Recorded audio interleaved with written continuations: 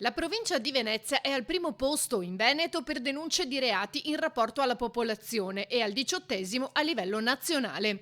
Emerge dalla classifica pubblicata dal Sole 24 Ore sull'indice di criminalità nelle varie città italiane.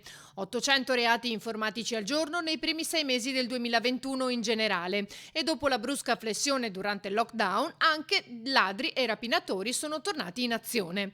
Preoccupa l'aumento di risse e violenze urbane.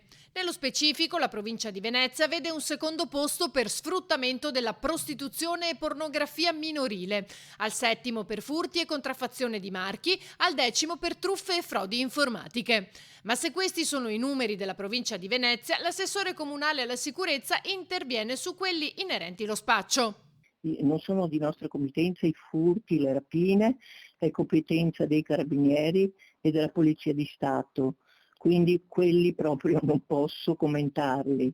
Invece per quanto riguarda lo spaccio, che è la nostra competenza, posso dirle che ci sono stati 79 arresti per droga quest'anno fino a 2 o 3 giorni fa.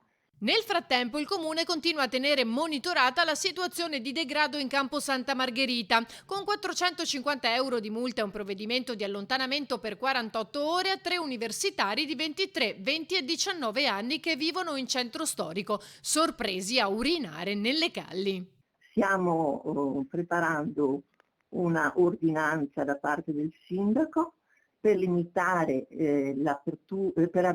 limitare la chiusura. Ho chiesto per i vari ristoranti tra l'una e le 2.